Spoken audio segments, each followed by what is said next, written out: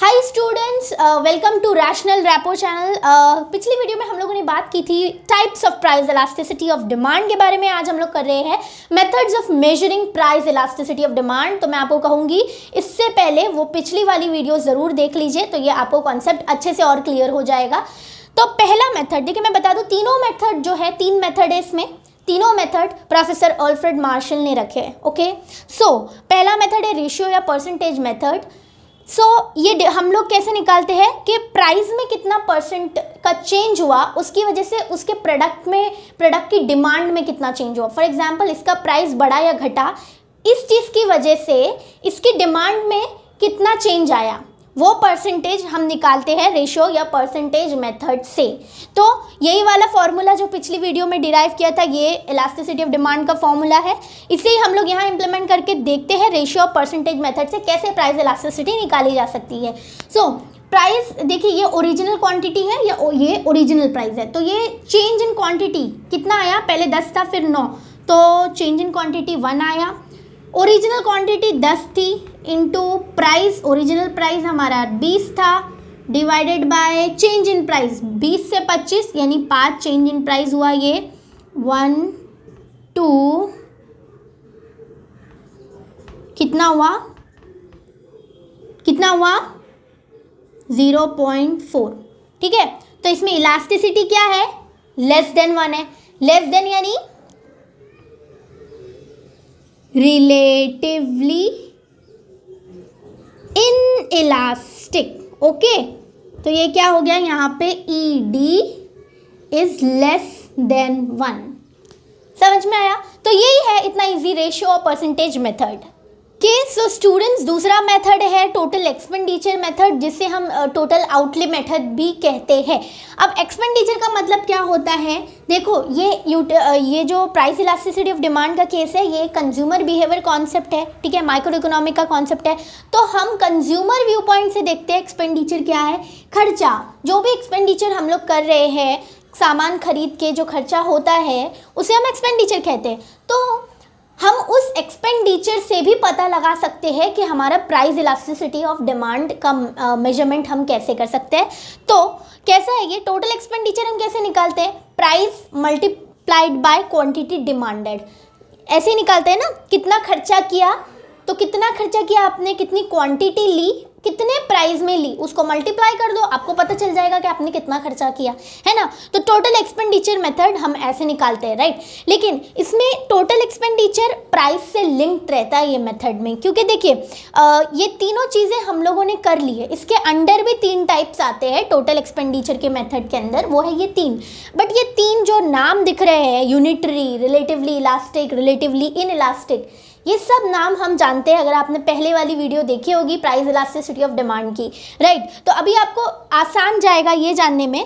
तो पहले देखते हैं यूनिटरी इलास्टिक डिमांड क्या, यूनिटरी डिमांड क्या होती है प्राइस इलास्टिसिटी में, जिसकी वैल्यू हमेशा क्या रहती है, 1 रहती है। क्यों 1 रहती है, प्राइस में कितना भी चेंज, अब मैंने ये डेल्टा का साइन है, जिन्हें नहीं पता मैं बता दूं, डेल्टा का साइन होता है यानी चेंज आना। अब वो चेंज कैसा भी आ सकता है, या तो प्राइस बढ़ सकता है या घट सकता है, या तो क्वांटिटी डिमांड बढ़ सकती है घट सकती है, या प्राइस में चेंज कितना भी आए, क्वांटिटी में चेंज कितना भी आए। याद रखिएगा, आपका टोटल एक्सपेंडिचर, आप जितना खर्च कर रहे हो वो क्या रहता है, कांस्टेंट रहता है।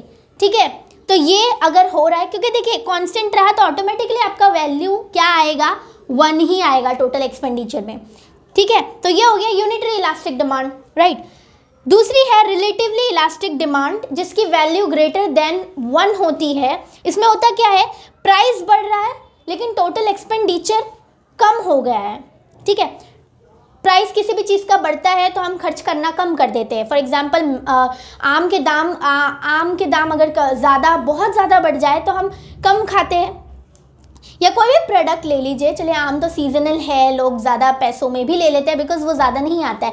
लेकिन कोई भी प्रोडक्ट ले लीजिए जिनके दाम बहुत ज़्यादा होते हैं तो लोग नहीं लेना पसंद करते हैं। ठीक है, तो इसकी वजह से क्या होता है, उनका खर्चा कम हो जाता है। अब देखो, आप डिमांड कम करोगे प्राइस की वजह से, ये तो law of demand he state कर रहा है ना, रिलेटिवली इलास्टिक, कि प्राइस बढ़ गया, डिमांड कम हुआ। अब डिमांड कम हुआ, इसका मतलब आप खर्च कम कर रहे हो, तो इसका मतलब क्या हुआ कि आपका टोटल एक्सपेंडिचर ऑटोमेटिकली कम हो गया। ठीक है, जैसे ही प्राइस कम होता है आप डिमांड ज़्यादा करते हो, डिमांड ज़्यादा करोगे क्या होगा, पैसे जेब से जाएंगे और क्या होगा, खर्चा होगा, टोटल एक्सपेंडिचर क्या होगा, बढ़ जाएगा। तो ये इन्वर्स रिलेशनशिप है इन दोनों का, ठीक है। और रिलेटिवली इलास्टिक डिमांड, इसकी वैल्यू हमेशा क्या होती है, ग्रेटर देन 1 होती है। इलास्टिसिटी ऑफ डिमांड, इसकी वैल्यू ग्रेटर देन 1 होती है इलास्टिक में, ठीक है। इन इलास्टिक में क्या होती है, लेस देन 1। कैसे लेस देन 1 वैल्यू होगी, देखिए प्राइस बढ़ रहा है, दोनों साथ में जा रहे हैं, पॉजिटिव रिलेशनशिप है। जितना प्राइस जितना नहीं बोल सकते, पर प्राइस बढ़ने की वजह से आपने डिमांड बढ़ाई, ठीक है। यहाँ डिमांड इनविजिबल हो गई है, आप समझ सकते हो डिमांड, क्योंकि बीच में डिमांड है तभी तो, क्योंकि आप कोई चीज़ मांग रहे हो तभी तो आप खर्च करने के लिए तैयार हो ना, तभी तो आपका टोटल एक्सपेंडिचर TE होगा।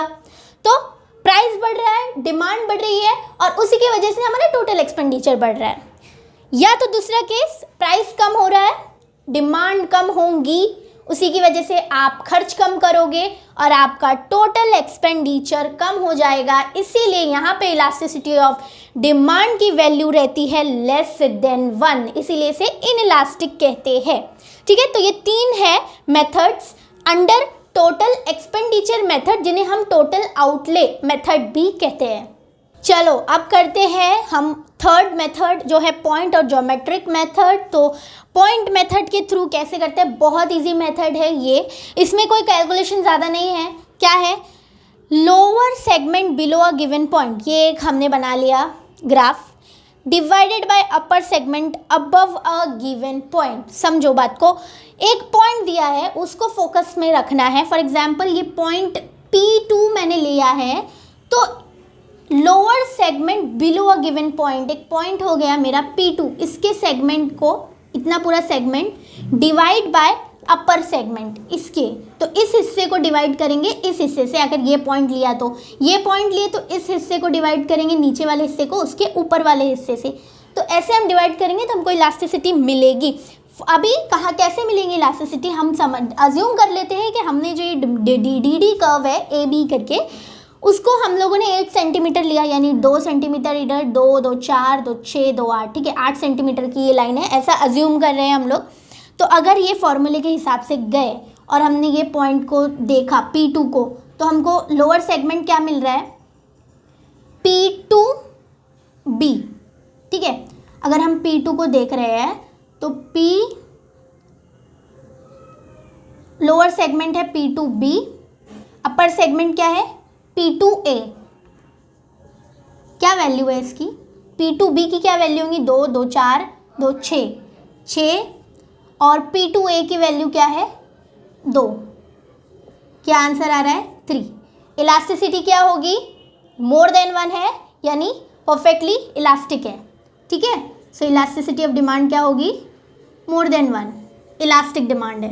इसी तरीके से हम करेंगे, लेकिन चलो ठीक है, बाकी के भी करके देखते हैं फटाक से। लेकिन एक बात मैं आपको बता दूं, ये वाला इन्फिनिटी होगा, क्यों इन्फिनिटी होगा, इसमें इसका लोअर साइड हम पूरा निकाल लेंगे AB, ठीक है।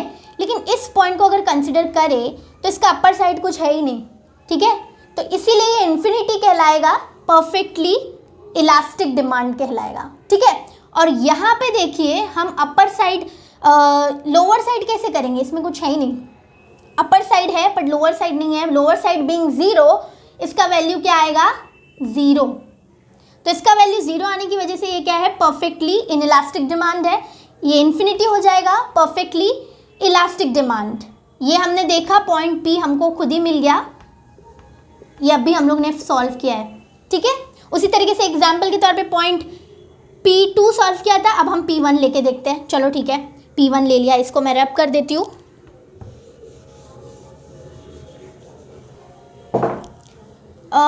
ओके, P1 ले लिया हम लोगों ने, लोअर सेगमेंट को डिवाइड करना है। क्या है लोअर सेगमेंट, P1B डिवाइड करना है इसके ऊपर का सेगमेंट, ठीक है। P1B की वैल्यू क्या है, 8 सेंटीमीटर की लाइन ली, उस हिसाब से ये हो गया 2 सेंटीमीटर। और P1A की वैल्यू क्या है, 2, 2, 4, 2, 6, क्या वैल्यू आएगा 0.33, ठीक है। क्या है ये 0.33 लेस देन 1 है, तो हमारा इलास्टिसिटी ऑफ डिमांड कितना होगा, लेस देन 1 होगा। यही पॉइंट से कैलकुलेट किया, ये देखो। सो दिस इज इन्फिनिटी, ये वाला ग्रेटर देन 1 होगा, दिस इज कांस्टेंट, तो यहाँ पे हमारा आंसर 1 ही आएगा।